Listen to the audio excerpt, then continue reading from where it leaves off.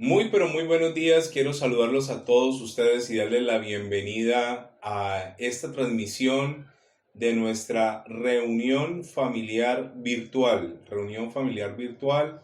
Hoy domingo 24 ya de mayo del año 2020 y le damos gracias al Señor por este maravilloso tiempo, este tiempo que estuvimos adorando a Dios. Que Dios bendiga a cada uno de los muchachos de la alabanza, del grupo de la alabanza, todos los que están allí participando cada 8 días, haciendo un esfuerzo gigante. Ustedes no se alcanza a imaginar todo lo que hay detrás de bambalinas para poder generar una reunión como estas. Le doy gracias a Dios por sus vidas, aquellos que madrugaron hoy, que dijeron yo estoy presente para recibir una palabra de bendición, para adorar a Dios. Y gracias a todos una vez más, a aquellos que de manera voluntaria siguen aportando a la obra del Señor. Que Dios los bendiga, que Dios los guarde, que Dios les multiplique. Hoy tenemos ya domingo 24 de mayo, ya en 8 días se termina este mes y se parte el año. Llegamos ya a junio, el mes sexto, y le damos gracias a Dios por todo lo que ha pasado en medio del COVID, en medio de la cuarentena, en medio del aislamiento. Le estamos sacando el mayor provecho posible. Permítame en esta hora orar, vamos a orar y vamos a darle gracias a Dios y tener una palabra de bendición en esta hora. Corre, trae tu cuaderno, trae tu Biblia, prepárate para un tiempo de bendición, un tiempo que sé que va a ser un refrigerio espiritual para nosotros. Padre Celestial, te damos muchas gracias en esta hora de la mañana. Bendecimos tu nombre, te exaltamos y ponemos delante de ti, Señor, cada persona que se está conectando en este momento en vivo, pero también cada persona que se irá conectando y que recibirá esta palabra a través del tiempo, Señor. Irá esta palabra bendiciendo a más y más y más personas. Hoy te pedimos, Señor, que tomes el control de toda nuestra vida. Hoy te entregamos, Señor, este nuevo comienzo, este nuevo día, este nuevo amanecer. Te lo entregamos para que este sea un día extraordinario, un día cargado de muchas bendiciones y que podamos hoy disfrutar la vida al máximo, Señor. Hoy te doy gracias, Señor, por cada hermano de la congregación. Cada uno de ellos, Señor, no le ha faltado el alimento. Cada uno de ellos tiene salud. Has guardado nuestra casa, nuestra familia. Y hoy en medio de todo, Señor, estamos muy agradecidos. Recibe de nuestra parte toda la gloria y toda la honra. Y permítenos en esta hora, por medio de tu Espíritu Santo, recibir una palabra que nos dé aliento, nos dé fuerza, una palabra que nos cambie, que nos mude, que nos transforme, en el nombre de Jesús. Amén y amén. Muy bien, hoy tenemos una palabra muy especial para aquellos que toman nota. Venimos hablando acerca de la vida del rey David y hoy la palabra es la unción que mata gigantes. La unción que mata gigantes. Y quiero contarle acerca de la palabra unción. Si usted está tomando nota, quiero que usted anote el siguiente concepto, por favor. Unción es una expresión que significa untar o perfumar o ungir. Y normalmente esa palabra unción viene de una palabra griega que significa crisma, que habla de ungüento. Es una palabra que nos habla de algo que se aplicaban ciertas personas con un fin y con un propósito. Recuerde que la unción era exclusiva en el Antiguo Testamento de 3 tipos de personas: los reyes, los sacerdotes y los profetas. Y también en cierta ocasión hubo una unción especial del Espíritu Santo sobre jueces, sobre los jueces antes del tiempo de los reyes. Recuerde que hubo jueces cuando no había reyes. Ahora bien, la unción es algo que todos nosotros debemos de tener, una unción de parte de Dios. Así que el Espíritu Santo nos ungirá a todos aquellos que estamos deseosos de Él, anhelando su presencia, pero también así como hay una unción general, también podemos decir que hay unciones específicas. que se utilizan para ciertas labores y para ciertas tareas. Nosotros lo vimos hace unos días hablando de Bezaleel, por ejemplo. A Bezaleel Dios le dio una unción para hacer orfebre, para hacer con sus manos piezas de oro, piezas con gemas, con piedras preciosas. Le dio sabiduría, le dio inteligencia, le dio arte, tenía una unción especial. Y hoy vamos a estar hablando de esa unción que mata a los gigantes. Venimos hablando de la vida del rey David. Empezamos hablando de la espada de Goliat, ¿recuerda? Hace 8 días vimos la cueva de Adulam y hoy vamos a ver la unción que mata gigantes. Y quiero contarle algo más de la palabra unción o de la palabra ungido. La palabra unción se relaciona en la Biblia con poder de Dios, el poder que da el Espíritu Santo sobre nosotros. Y también la palabra unción en la Biblia está con ser ungido o ser apartado para un propósito. La palabra ungido significa elegido para servir de una forma específica. Cuando a ti te digan tú eres un elegido, lo que te están diciendo tú eres un ungido, alguien apartado para algo. Y te quiero decir que en medio de toda esta situación, de toda esta problemática, de lo que estamos viviendo en este momento, Dios ha estado derramando o derramará sobre tu vida una unción especial para este tiempo. Necesitamos una unción para pasar el COVID, para salir adelante, para que este gigante no nos aplaste, sino que vamos a tener la unción para matar, para derribar, para destruir gigantes. Y quiero contarte lo que dice la palabra del Señor. ¿Para qué también sirve la unción? Permítame leerle Isaías capítulo 10, versículo 27. Acompáñeme por favor a Isaías capítulo 10, versículo 27. Dice la palabra del Señor: acontecerá en aquel tiempo que su carga será quitada de tu hombro y su yugo de tu cerviz, y el yugo se pudrirá a causa de la unción. Voy a volvértelo a leer. Acontecerá en aquel tiempo que su carga será quitada de tu hombro y su yugo de tu cerviz, el yugo se pudrirá a causa de la unción. Muy bien, ya comenzamos a estudiar la palabra, entonces permítame darle una referencia de algo interesante que dice este versículo. Dice, acontecerá en aquel tiempo que su carga, no dice tu carga, sino su carga será quitada de tu hombro. O sea, cuando a ti te colocan una carga que no te pertenece. Y luego dice, y su yugo de tu cerviz. El yugo no es tuyo, es un yugo que alguien puso. Y dice la cerviz. Y la cerviz son aquí en el cuello, las vértebras que tenemos allí que forman la cerviz. La Biblia dice que eran duros de cerviz, duros para inclinar su cabeza, para agacharse. Normalmente el yugo era un palo que se le colocaba a los bueyes para trabajar. Y eso se llamaba un yugo o una yunta de bueyes. Era un par de bueyes y se les colocaba este palo. Normalmente era un buey fuerte al lado de uno débil o inexperto, y el fuerte guiaba al débil. Ahora, recuerde que hay yugos que son voluntarios. Y aquí el Señor está diciendo que cuando tenemos la unción de Dios, esa carga que nos pusieron será quitada, y ese yugo que nos pusieron, que lo tomamos a veces como propio, también será quitado. El yugo se pudre. Significa que la unción parte yugos. Y quiero decirte que aunque el enemigo quiera ponernos carga, aunque el enemigo todos los días, mire, escúcheme, todos los días a través de las noticias, a través de las estadísticas, a través de redes sociales, a través de información que nos llega por diferentes medios, viene algo opresor sobre nuestra vida. Viene algo a traer cautividad, a traer carga, a traer conflictos, a traer problemas, a traer dificultades. Pero quiero decirte que cuando estás ungido, ese yugo, esa carga se tiene que pudrir, se tiene que partir, se tiene que romper. Y Dios no nos llamó a nosotros a esclavitud, sino que nos llamó a nosotros a ser ¿qué? Libres. Permítame leerle algo más.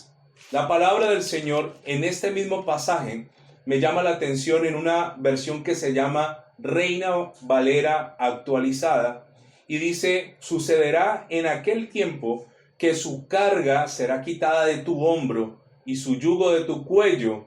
El yugo será destruido a causa de tu unción. Tu unción, la unción que Dios te da, pudrirá esos yugos. Quiero decirte, Dios te va a dar una unción especial. Dios va a derramar sobre ti una unción, y esa unción no es la unción general, no es la unción de recibir al Espíritu Santo, es una unción nueva que viene para romper yugos, para provocar milagros, para provocar una apertura, para provocar un rompimiento, para provocar una nueva temporada en tu vida. Yo necesito una nueva unción en este tiempo. Yo necesito una unción conforme al tiempo que estoy viviendo. Y eso es lo que la palabra del Señor nos dice. La unción traerá sobre nosotros, ¿qué? Libertad.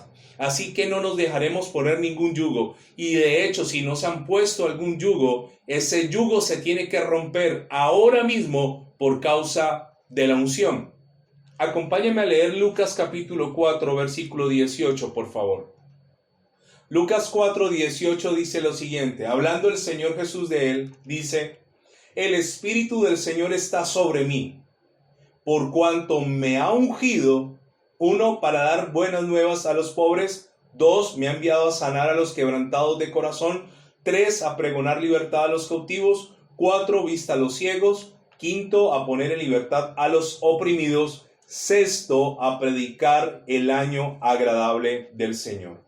Ahora, el Señor lo primero que dice: el Espíritu Santo está sobre mí. Y quiero decirte que si el Espíritu Santo está sobre ti, Dios te ungirá para este nuevo tiempo. Este es el renacer de mucha gente. Mucha gente estaba alejada, apartada, mucha gente se había olvidado de Dios. Están volviendo por cientos y por miles. Vendrá un nuevo despertar, un rebaño nuevo de hijos que se habían ido de la casa, volverán. Y quiero decirte que si el Espíritu Santo de Dios está sobre ti, vendrá una unción poderosa, una unción para matar gigantes. En este caso, la unción del Señor, lo que él estaba declarando era para dar nuevas a los pobres, buenas nuevas; 2, para sanar a los quebrantados; 3, para pregonar libertad a los cautivos, a los que estaban presos espiritualmente; vista a los ciegos; a poner libertad a los oprimidos también por el diablo; y a predicar el año agradable del Señor.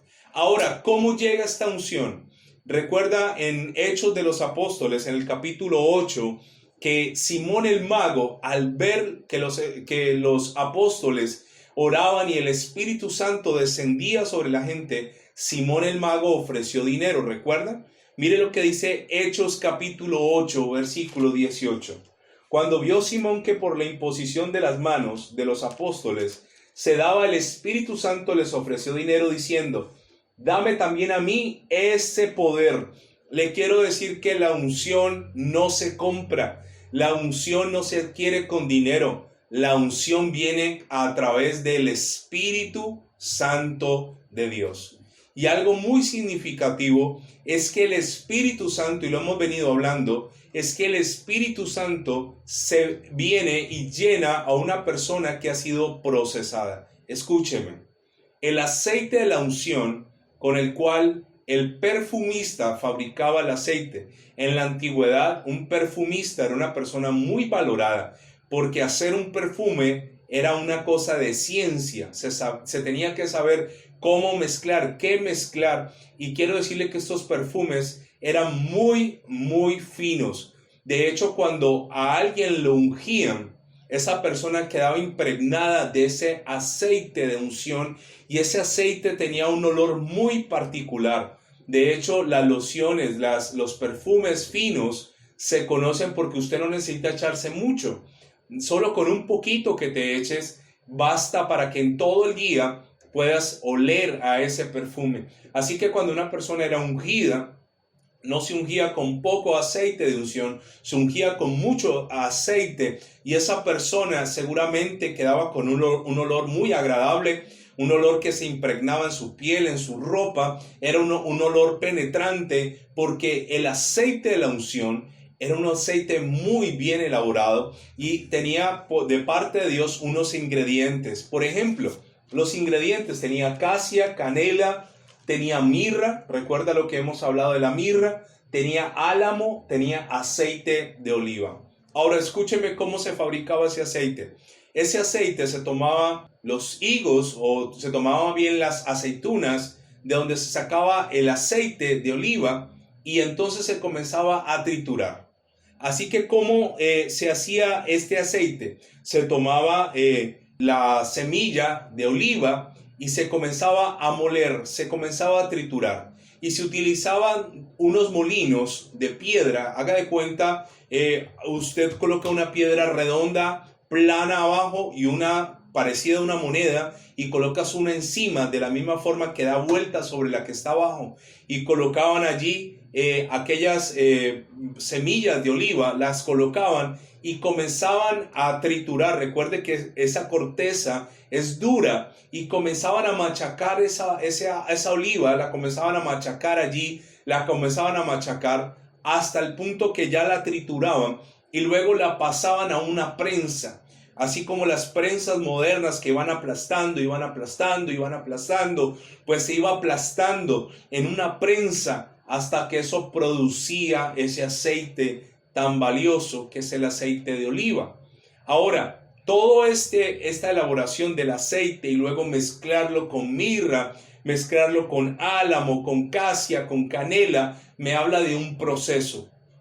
La gente procesada es la gente ungida. La gente que vive procesos, la gente que no le saca el cuerpo a Dios a los procesos, la gente que no evita los procesos, es gente que ungida. Y quiero decirte que seguramente hoy está siendo procesado, hoy está siendo machacado como esa oliva, está siendo presionado, hoy tienes muchas presiones, pagos por hacer, responsabilidades económicas, hoy seguramente la bolsa está vacía y una cantidad de facturas por pagar y no sabes cómo harás, no sabes cómo te sostendrás, no sabes qué va a ocurrir, pero quiero decirte, Dios te está machacando, Dios te está procesando y entonces cuando somos molidos, cuando somos triturados, cuando somos pasados por la prensa, comienza a salir ese aceite de la unción. La unción será derramada sobre aquellos que son ¿qué? Procesados.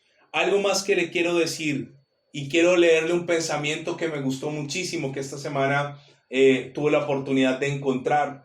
Dice, Dios trabaja en nosotros para luego trabajar con nosotros. Una vez más se lo digo. Dios trabaja en nosotros para luego trabajar con nosotros. Así que bien, Dios está trabajando en mí.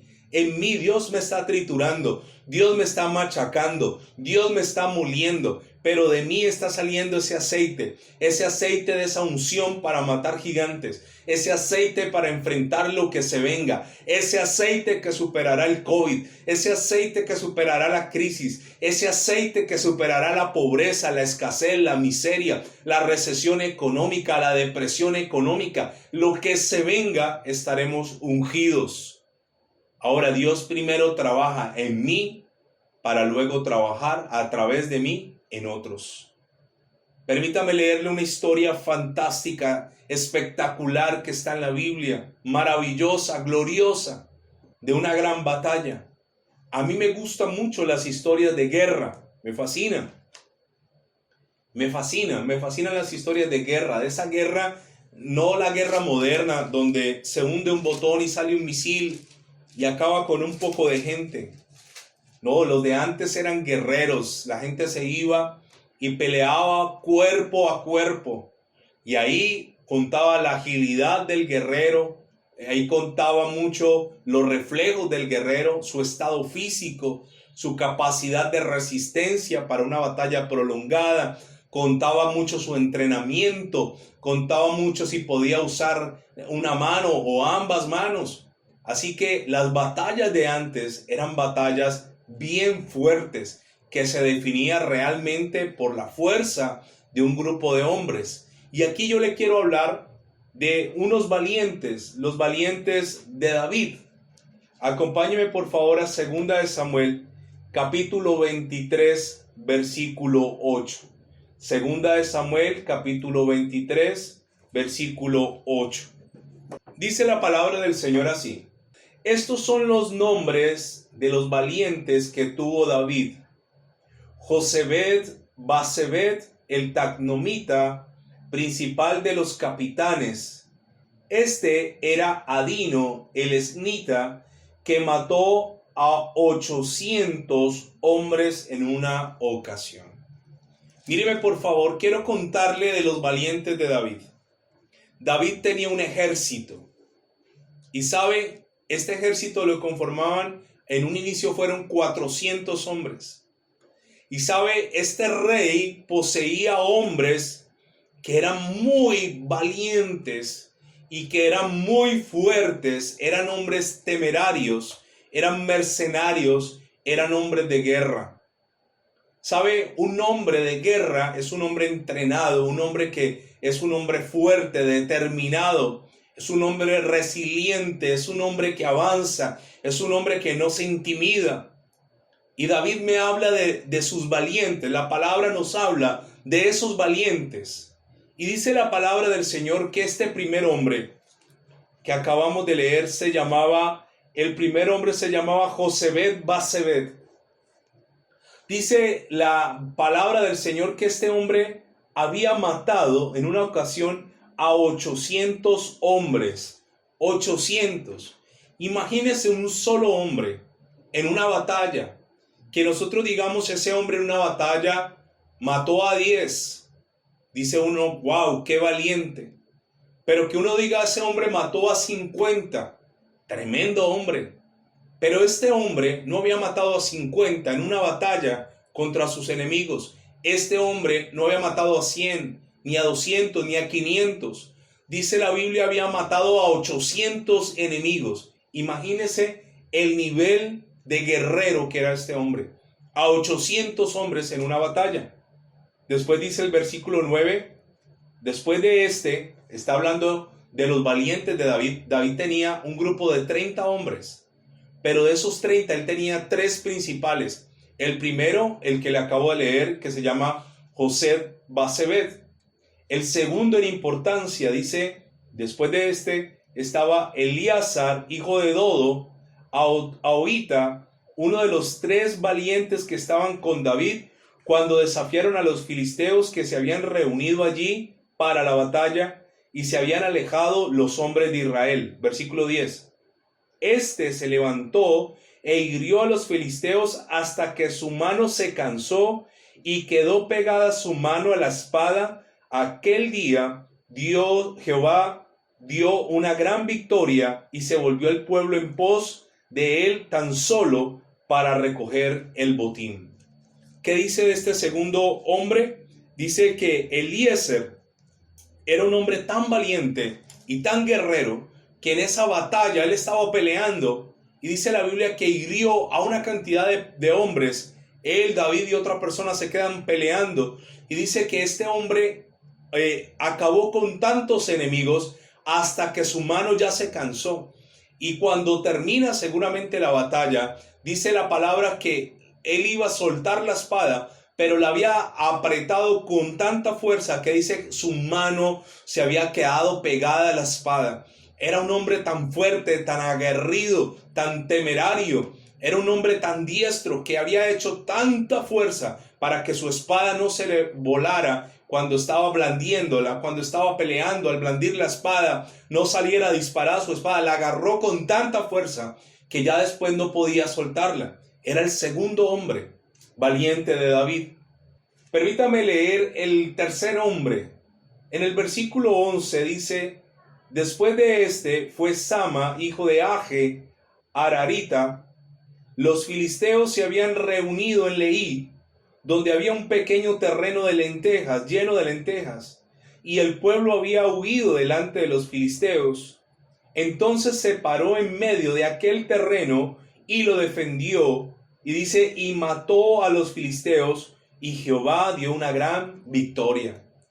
Este hombre Sama también había peleado con bravura, con determinación para defender, mire, un pequeño terreno de lentejas.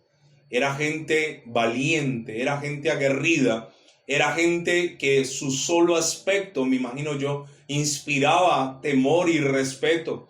Y este hombre, cuando todo el mundo huyó, este hombre dijo, voy a defender este terreno. Y se paró a pelear, y se paró a defender, y se paró a luchar. Y este solo hombre venció a los filisteos.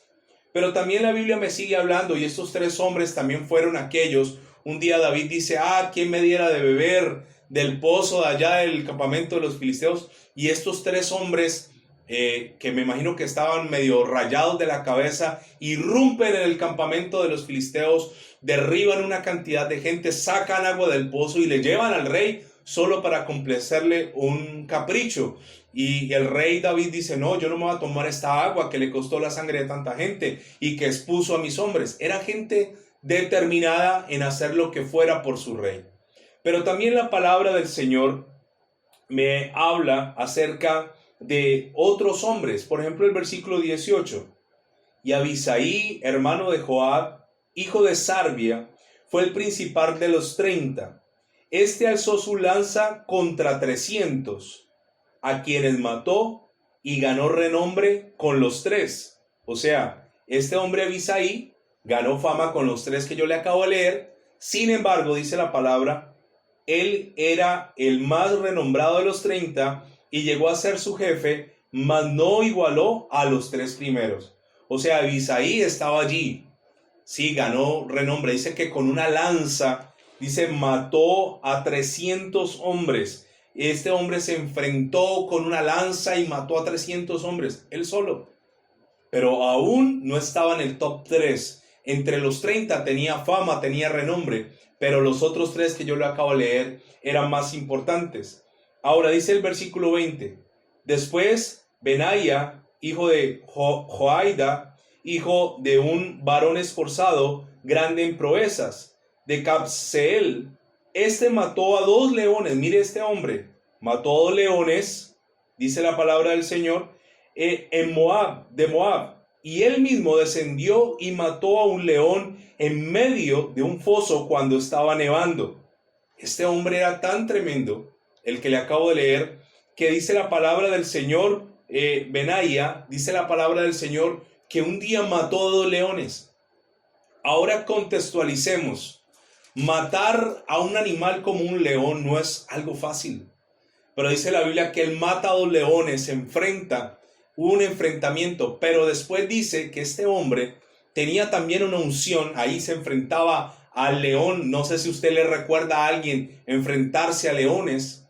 Pero este hombre dice que luego en un tiempo de invierno se mete a un foso, a un hueco, y pelea contra un león y lo mata. O sea, estos hombres tenían un nivel de valentía exagerado. Este hombre se mete, ve el león en un foso. ¿Quién de ustedes, por lo menos yo no lo haría, si usted ve un león metido en un hueco, se metería a pelear con él, a matarlo? Pero eso hizo este hombre. Se metió en el foso con el león y lo mató. Y dice el versículo 21. También mató él a un egipcio, hombre de gran estatura. ¿Qué era este egipcio? Un gigante. Y tenía el egipcio una lanza en su mano. Pero mire lo llamativo. Pero descendió contra él con un palo y arrebató al egipcio la lanza de la mano y lo mató con su propia lanza. Este hombre era tan valiente que un día se enfrenta a un egipcio. Y el egipcio tenía una lanza y era un hombre grande, de elevada estatura, gigante. Y este hombre se va y se enfrenta con un palo. ¿Quién tenía esa unción de enfrentarse a gigantes con piedras y con ondas? Así que este hombre, que era uno de los valientes de David, también se enfrentaba a gigantes, aún con un palo. Y luego dice que le quita la lanza y con su misma lanza lo mata. Recuerda cómo David mató a Goliat, cómo finiquitó a Goliat con su propia espada.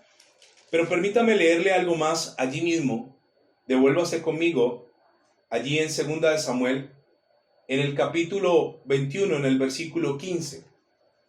Vamos a ver esta gente peleando contra gigantes. Dice 2 de Samuel, capítulo 21, versículo 15. Abisai libra a David del gigante. ¿Usted recuerda bien quién era Abisai? Abisai fue el que mató con una lanza a 300. ¿Recuerda? Ahora dice la palabra del Señor. Volvieron los filisteos a hacer la guerra a Israel.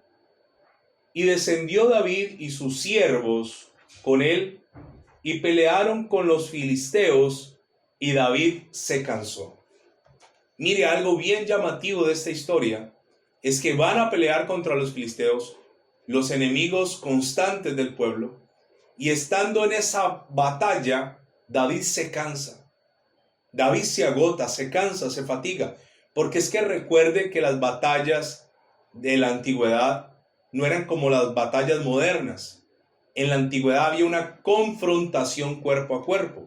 Hoy en día se hacen unos bandos, se disparan de un lado a otro, pero casi nunca hay una confrontación cuerpo a cuerpo. Hoy en día las guerras no se definen cuerpo a cuerpo. Pero en ese tiempo, una vez que se empezaba la batalla, no se terminaba hasta que uno de los dos bandos fuera destruido.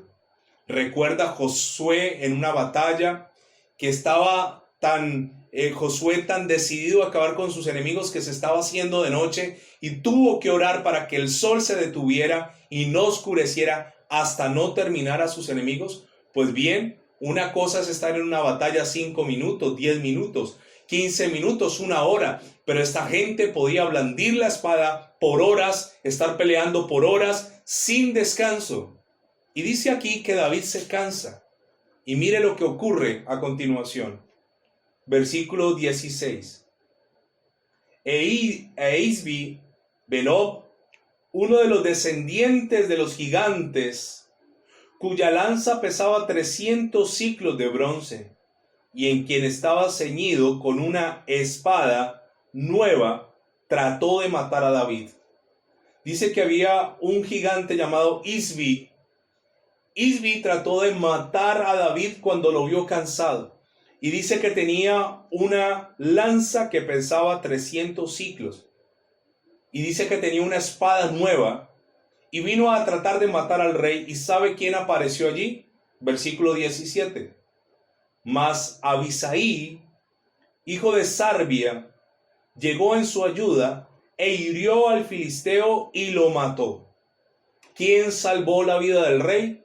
Uno de sus valientes, Abisai.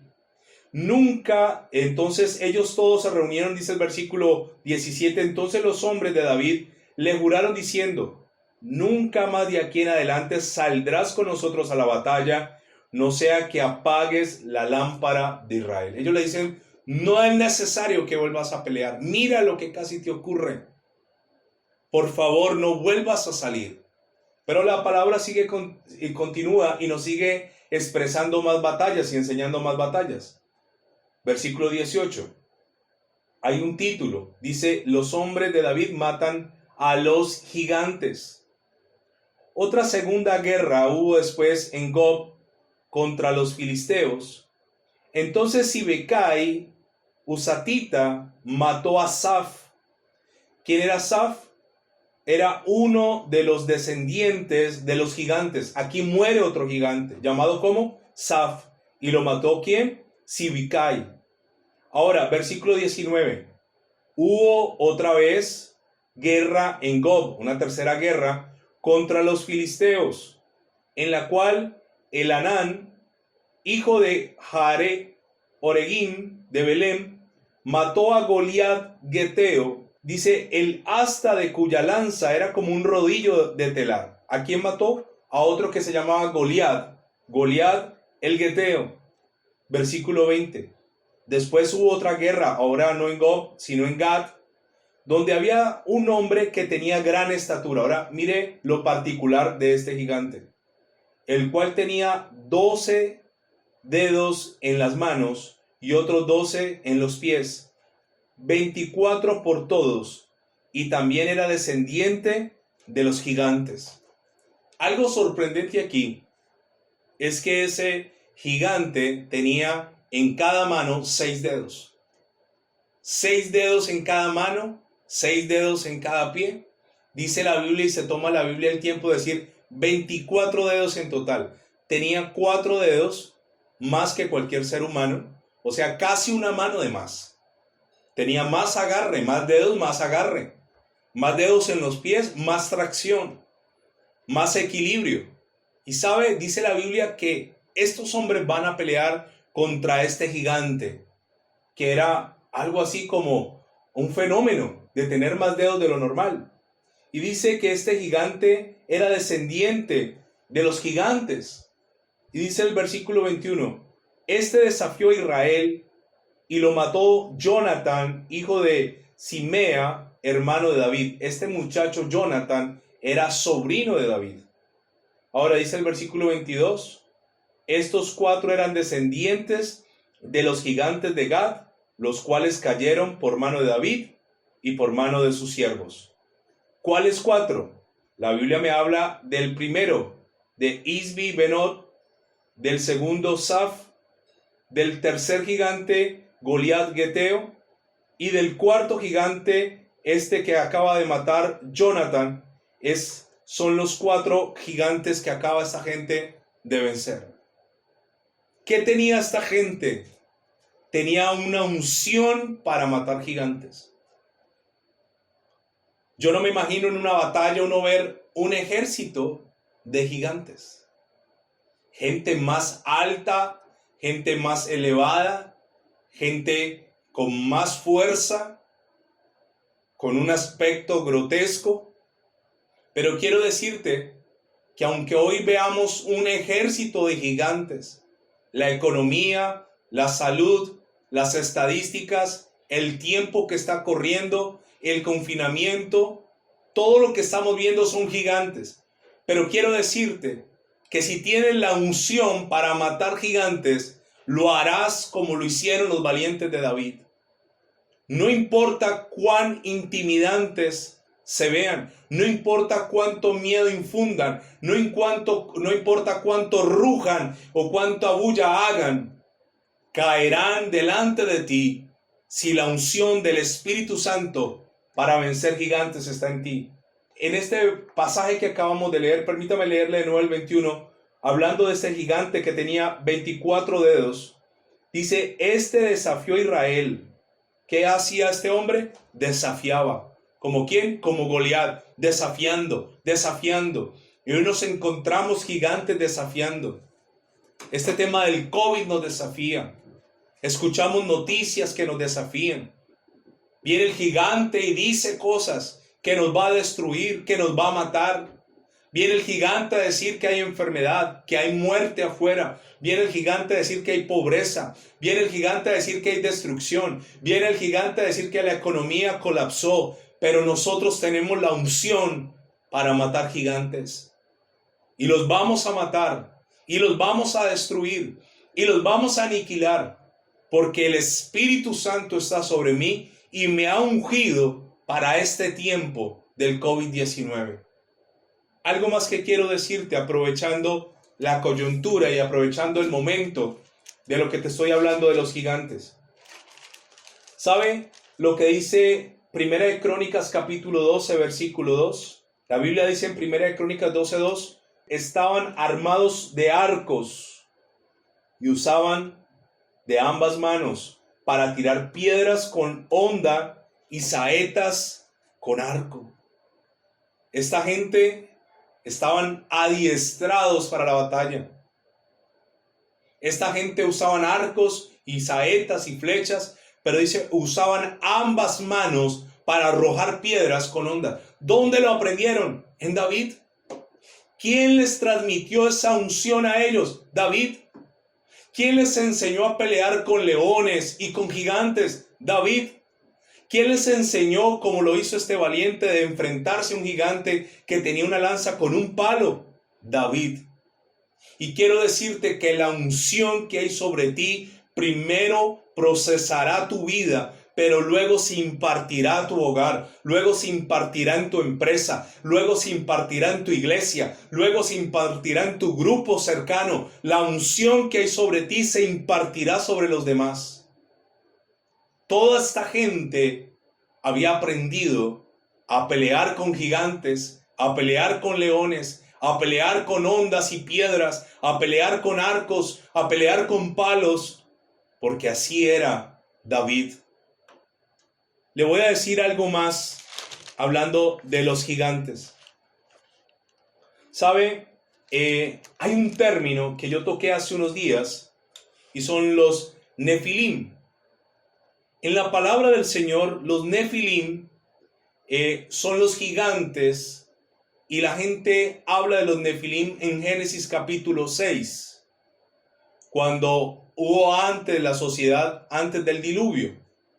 Permítame hablarle de esto, y yo lo voy a decir respetuosamente. No quiero ofender a nadie, no lo hago para avergonzar a nadie, lo hago simplemente en defensa de la sana doctrina. Yo he escuchado predicadores decir que los nefilim son los hijos de los ángeles con las mujeres humanas, y esto no es verdad. Esto no es doctrinalmente correcto, no es así. Y yo no lo digo con el ánimo de ofender, lo digo con el ánimo de enseñar y que usted lo aprenda y usted lo pueda enseñar a otros. ¿Sabe? No es posible que un ángel pueda tener relaciones sexuales con una mujer y dar a luz a una criatura. Multiplicarse no es posible. Yo lo había tocado el otro día. Algunas personas me preguntaron un poco más y quiero despejarlo públicamente para no tener que despejarlo a cada una de las personas que tenían algunas inquietudes. Primero, le quiero decir que no somos compatibles nosotros los humanos con los ángeles y los ángeles con nosotros.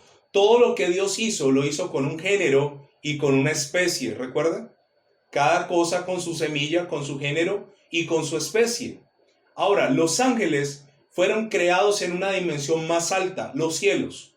Nosotros los seres humanos fuimos creados en una dimensión más baja, la tierra.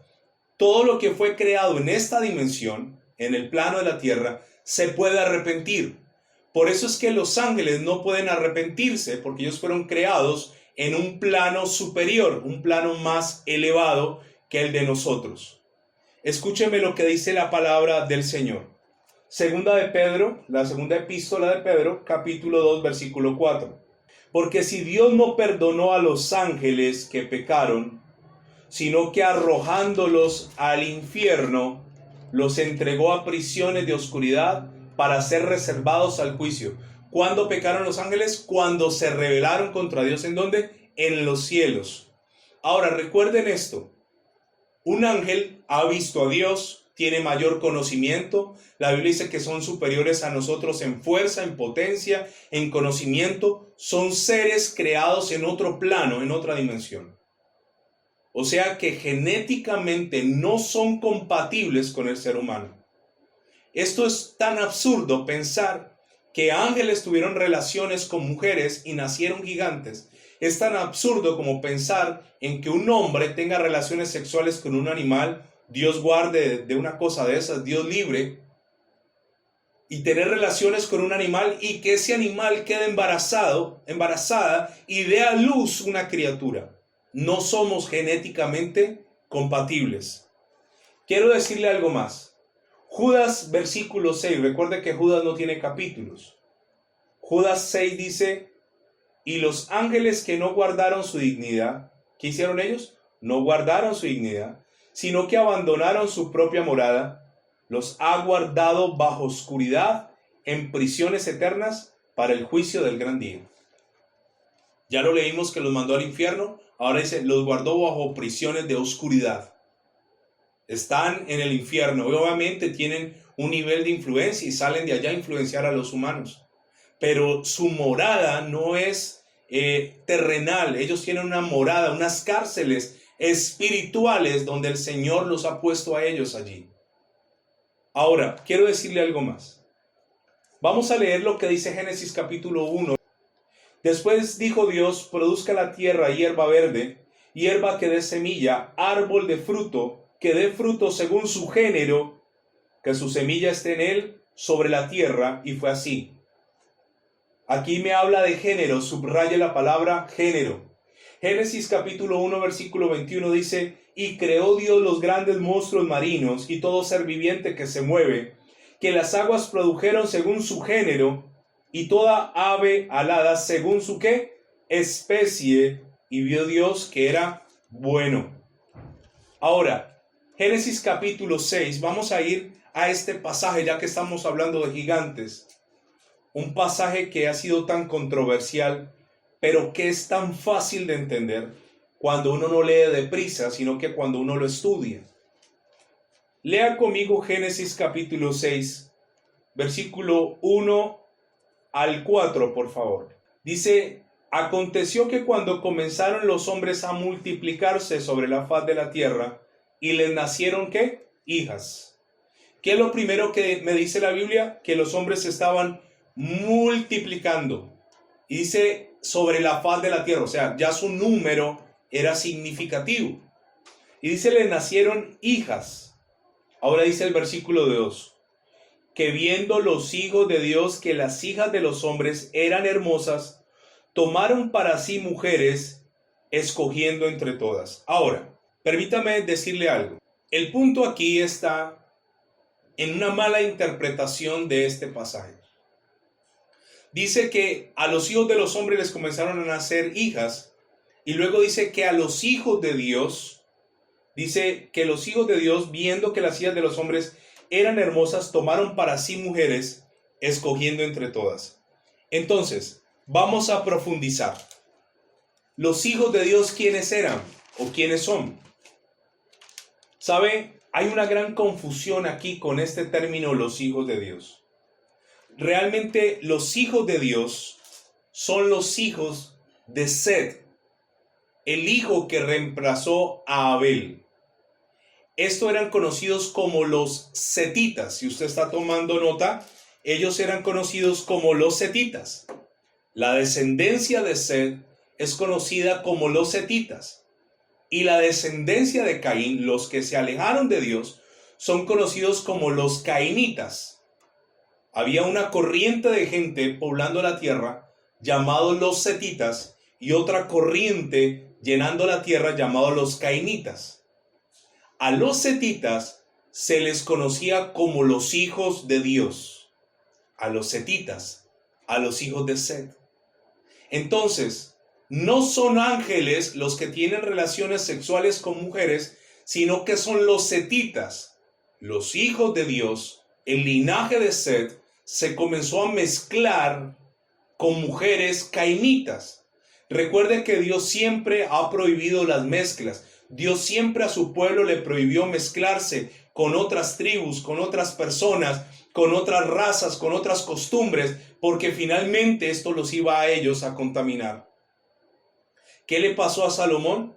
Salomón, en un desenfreno sexual, tuvo 1000 mujeres y de todas las nacionalidades, moabitas, mujeres paganas.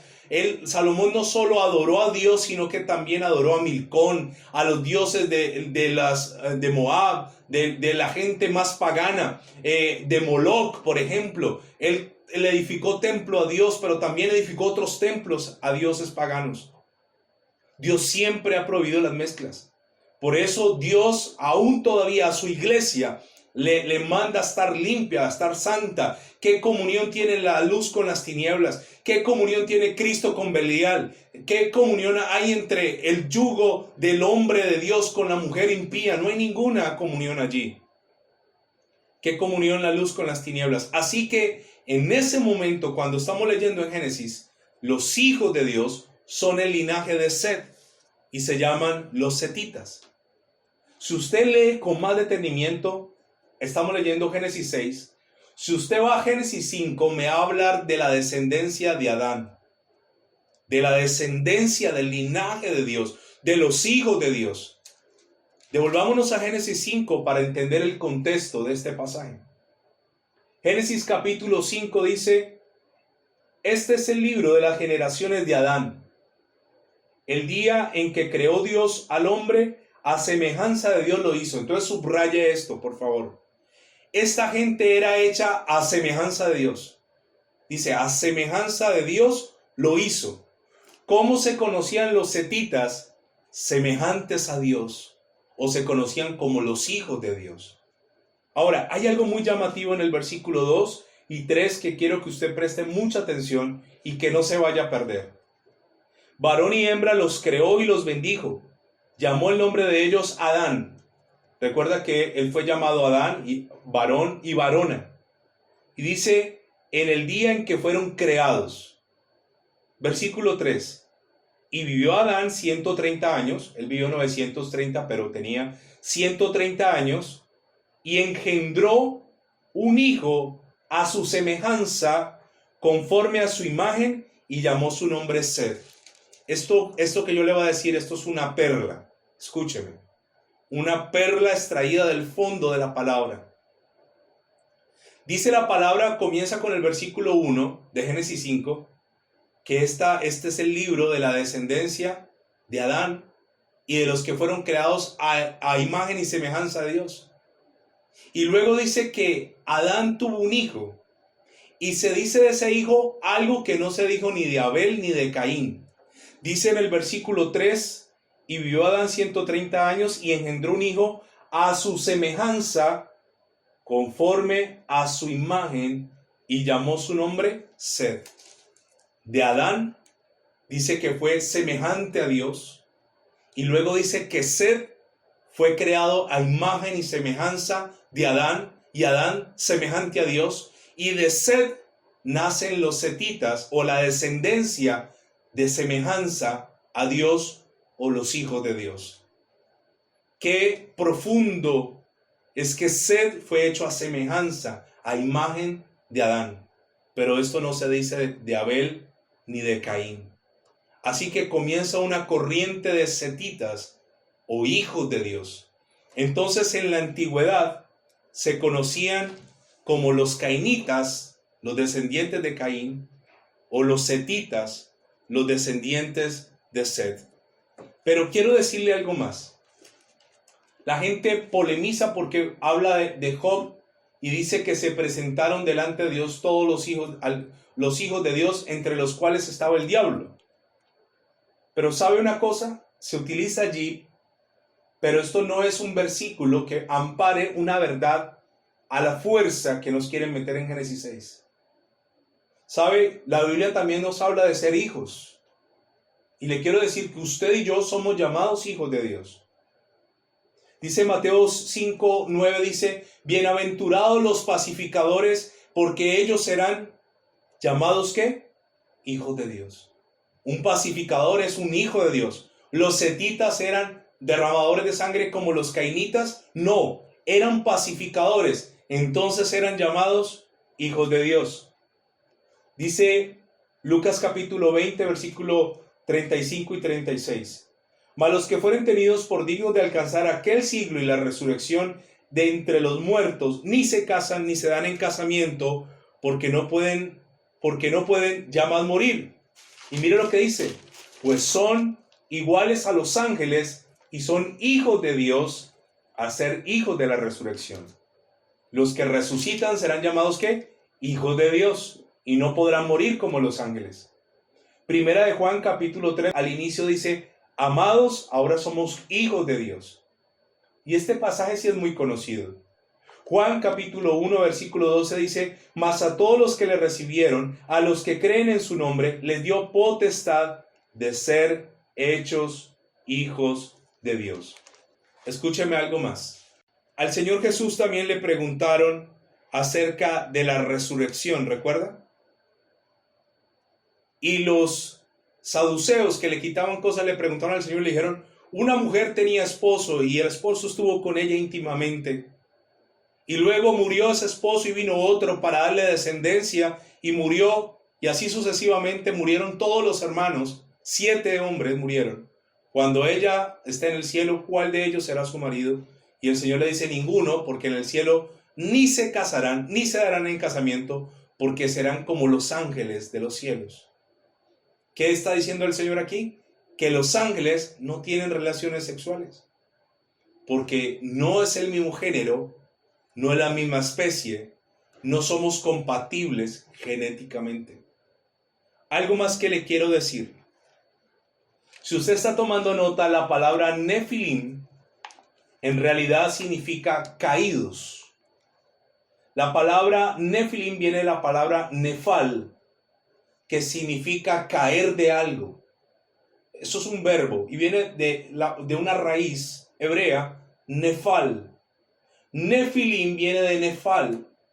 Y la primera vez que se utiliza la palabra Nefal es cuando Dios habla con Caín antes de asesinar a su hermano y le dice: ¿por qué ha decaído tu semblante? Se utiliza la palabra Nefal. O sea que a los Nefilim se les conocía como los caídos.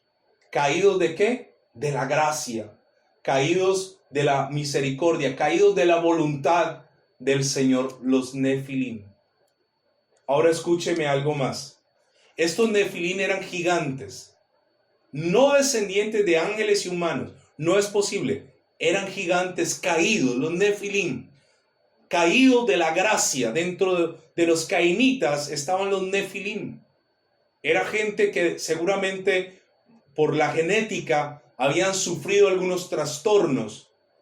Recuerde que hoy tenemos gigantes. Creo que el gigante más alto del mundo en este momento está en México. Eso es una mutación genética, pero de hombre y mujer nació una persona con una estatura fuera del promedio. Pero nunca será un ángel que engendrará a un Nefilim o a un gigante. Le quiero decir algo más. Cada cosa que Dios creó tiene su género. Cada cosa que Dios creó tiene su especie. Cada cosa que Dios creó tiene su ¿qué? Su semilla. Pero volvamos a Génesis 6. Las mujeres cainitas eran hermosas. Y dice también que los setitas tomaron de ellas. Pero en el versículo 3 dice: y dijo Jehová: no contenderá mi espíritu con el hombre para siempre, porque ciertamente él es carne, mas serán sus días 120 años. Ahora escúcheme esto. Venimos hablando de que los hombres se habían multiplicado, de que nacieron mujeres hermosas, de que los hijos de Dios, los setitas, los descendientes de Set, tomaron esas mujeres y se mezclaron. Y luego Dios hace aquí un rompimiento, dice: no contenderé con ellos. Y ahorita sí viene el tema de los gigantes.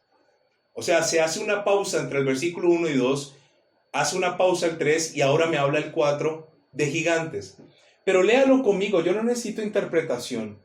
Por ningún lado usted va a encontrar aquí que los gigantes nacieron de los hijos de Dios con las hijas de los hombres. No lo vas a encontrar. Es una mala lectura de un versículo que se debe leer pausado, tranquilo, y que el mismo versículo nos da la respuesta. Versículo 4. Había gigantes en la tierra en aquellos días. ¿Qué dice la Biblia?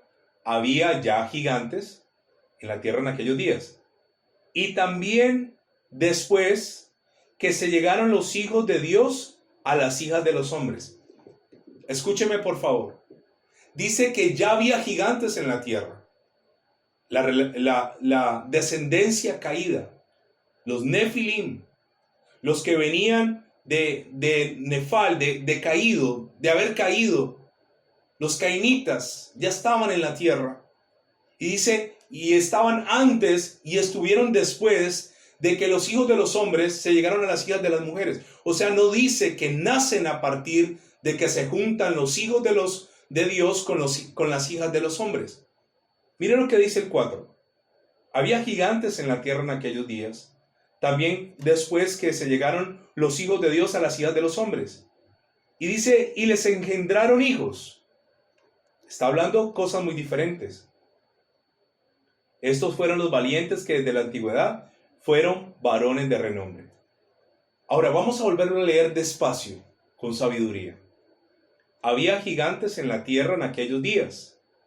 Y también después que se llegaron los hijos de Dios a las hijas de los hombres, y les engendraron hijos. Estos fueron los valientes que desde la antigüedad fueron varones de renombre. Ahora, ¿quiénes fueron los valientes de renombre? Los gigantes, los nefilim, no.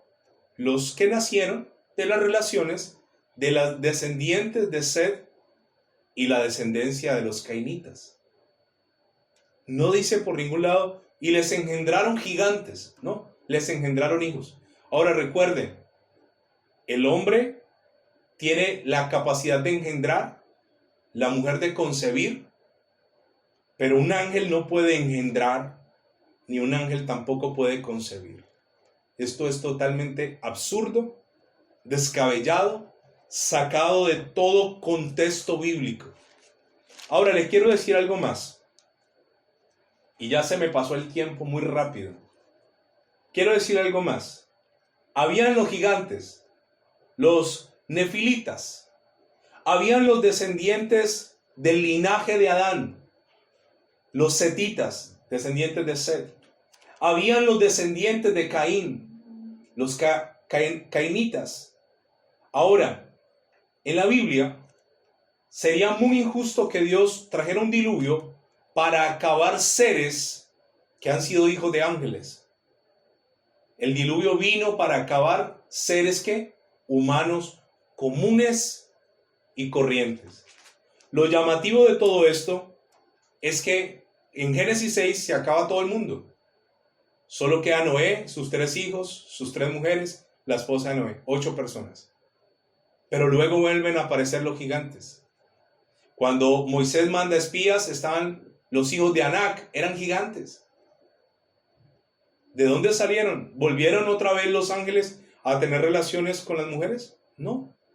Esto era una malformación genética entre los mismos hombres. Seguramente por una maldición, seguramente por cometer actos que no eran agradables ante el Señor.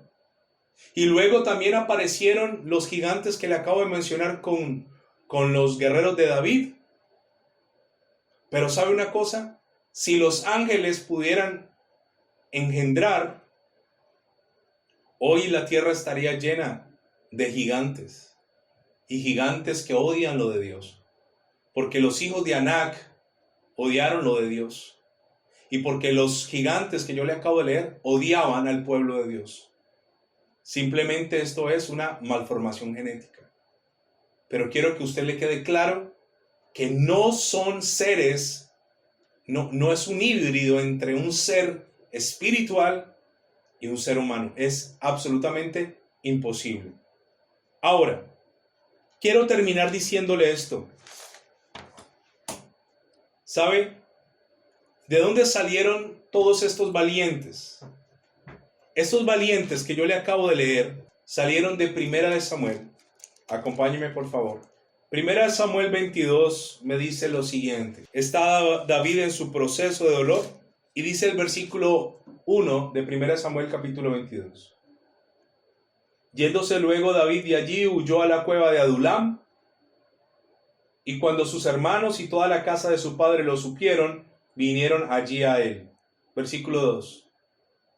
Y se juntaron con él todos los afligidos, todo el que estaba endeudado, y todos los que se hallaban en amargura de espíritu, y fue hecho jefe de ellos, y tuvo consigo como a 400 hombres. Devolviéndome a la historia, estos hombres que mataban gigantes, que mataron leones, que se enfrentaban con palos, que se enfrentaban a un grupo de 800, un solo hombre, a un grupo de 300, un solo hombre, en la cueva de Adulam, eran los endeudados, los que estaban en amargura de espíritu, los que estaban afligidos.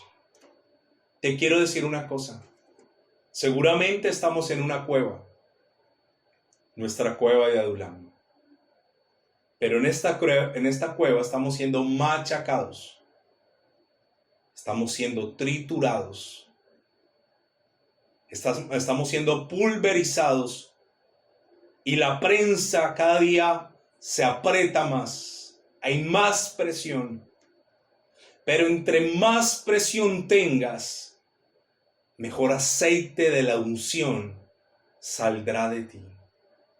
Y estos hombres afligidos, tal vez hoy estás afligido o afligida, endeudados, tal vez estás endeudado hasta el cuello, en amargura de espíritu, tal vez hoy estás amargado.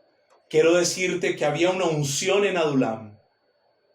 En esa cueva había una unción porque había un hombre llamado David que había sido procesado y estaba siendo procesado. Y la unción de David iba a ser impartida sobre sus hombres. Y estos hombres afligidos, endeudados y amargados se convertirían un día en los hombres que matan gigantes, en los hombres que destruyen ejércitos, en los hombres que matan leones, en los hombres que se enfrentan a gigantes con un palo y los vencen. Y yo quiero decirte hoy que la unción de Dios vendrá sobre ti y destruirás esos gigantes y arrasarás con ese pueblo filisteo y destruirás todo aquello que se ha levantado, porque el Espíritu Santo está sobre ti y te ha ungido. La unción que mata gigantes es la unción que se adquiere en la cueva de Adulam. Cuando no hay nada, cuando hay escasez, cuando hay aflicción, cuando hay deudas, cuando hay amargura, allí en el quebranto, allí en el dolor, allí en la humillación, Dios está trayendo sobre ti una unción poderosa, una unción. Y quiero decirte, saldrás de esa cueva en algún momento, vas a salir. Y cuanto filisteo, cuanto gigante, aunque tengan más dedos y se vean aterradores, serán destruidos en el nombre de Jesús. Y te voy a decir, no saldremos derrotados de esta crisis. El COVID no nos va a destruir. El virus no nos va a destruir, no nos va a aniquilar. La iglesia no se va a acabar, no se va a destruir, no se va a cerrar. No entregaremos, no soltaremos, seguiremos avanzando porque la unción del Espíritu Santo está sobre mí y está sobre ti. Permítame orar, por favor. Y la próxima semana, si Dios nos presta la vida, seguiremos. Amado Padre Celestial, hoy quiero darte gracias. Hoy quiero darte gracias porque estoy siendo procesado. Estás procesando mi vida. Y sí duele. Y a veces tengo momentos donde quisiera salir corriendo. Y a veces no sé qué hacer. Y a veces, Señor, me siento ahogado, angustiado. A veces me siento afligido. A veces hay muchas cuentas por pagar y poco dinero en la bolsa. Pero en esta cueva está llegando una unción nueva. Una unción que matará todo gigante. Y saldremos de esta cueva no endeudados, no afligidos, no amargados. Saldremos ungidos para vencer. Te doy gracias por los problemas, la crisis. Te doy gracias porque me estás formando. Tú estás adiestrando mis manos para la batalla, mis dedos para la guerra. Y te doy gracias porque la unción tuya me transforma en un valiente. Di al débil, fuerte soy, dice tu palabra. Y yo reconozco mi debilidad y reconozco que estoy siendo transformado en un valiente para tu honra y para tu gloria en Cristo Jesús. Amén y amén. Muchas gracias a todos, Dios los bendiga, que tengan un excelente día, Dios los guarde y hoy a las 9 de la noche nos encontramos de nuevo en la iglesia en casa, 9 de la noche hora Colombia. Recuerda suscribirte al canal de YouTube, es muy fácil, dale click a la campanita. Recuerda ir a nuestro canal, ahí tenemos todas las prédicas y la próxima semana, no sé qué ocurrirá, pero si Dios nos tiene todavía con vida y aquí nos volvemos a encontrar. Un abrazo, los extrañamos profundamente, pero el tiempo, los meses que dure este confinamiento y que no nos podamos reunir, seguiremos avanzando de manera virtual y seguiremos creyendo y seguiremos confiando y veremos la mano poderosa de Dios en el nombre de Jesús. Dios los bendiga. Un fuerte abrazo a todos.